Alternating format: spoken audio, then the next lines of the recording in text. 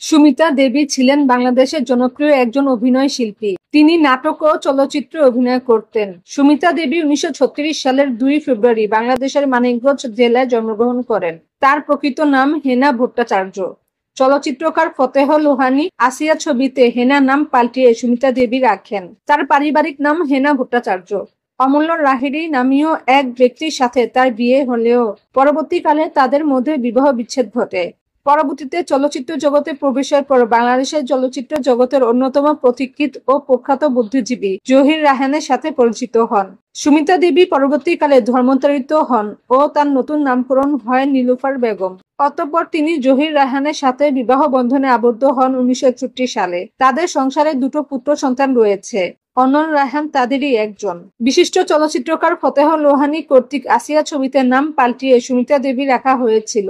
বিয়ের পর চলচ্চিত্র শিল্পে পূর্বে সুমিতা দেবী নাম নিয়েই পরিচিত ছিলেন। বাংলাদেশের মহান স্বাধীনতা যুদ্ধে স্বাধীন বাংলা বেতার কেন্দ্রের একজন সক্রিয় কর্মী ছিলেন সুমিতা দেবী। 1950 দশকের শেষের দিকে সুমিতা দেবী ঢাকার চলচ্চিত্রের অন্যতম নায়িকা ছিলেন। আসিয়া ছবির মাধ্যমে চলচ্চিত্র জীবনের শুভ সূচনা ঘটে তার। তার পরবর্তী ছবি ছিল আকাশ আর মাটি। উভয় ছবিরই পরিচালক ছিলেন ফতেহ লোহানী। সুমিতা দেবী উক্ত ছবির নাম ভূমিকা অভিনয় করে চিরস্মরণীয় হয়ে রয়েছেন। আসিয়া ছবিটি 1960 সালে শ্রেষ্ঠ বাংলা চলচ্চিত্র হিসেবে প্রেসিডেন্ট পদক লাভ করেছিল। তিনি তার চলচ্চিত্র জীবনে প্রায় 4 দশককাল সময় অতিবাহিত করেছেন। নায়িকার প্রধান চরিত্রে অভিনীত চলচ্চিত্রের সংখ্যা প্রায় 50টি। বাংলা ছবির পাশাপাশি বেশ কয়েকটি উর্দু ছবিতেও অভিনয় করেছেন তিনি। এছাড়াও শতাধিক চলচ্চিত্রে সহ-নায়িকা কিংবা পার্শ্ব চরিত্রে অভিনয় করেছেন। স্মরণীয় চলচ্চিত্র হিসাবে সুমিতা দেবী এ দেশ তোমার আমার ছবিতে অভিনয় করেন।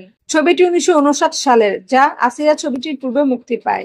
এছাড়া তুমি তো দিদি অসংখ্য জনপ্রিয় সিনেমায় অভিনয় করেছেন। তার দীর্ঘ অভিনয় জীবনে বাংলাদেশ বেতার, বাংলাদেশ টেলিভিশন এবং মঞ্চ নাটকেও সমান তালে অংশগ্রহণ করেছেন। চলচ্চিত্র নির্মাতা হিসেবে সুমিতা দেবী 5টি চলচ্চিত্র পরিচালনা করেছেন।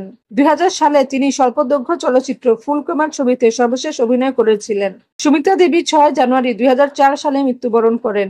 মিরপুর শহীদ বুদ্ধিজীবী কবরস্থানে তাকে রাষ্ট্রীয় মর্যাদায় দাফন করা হয়।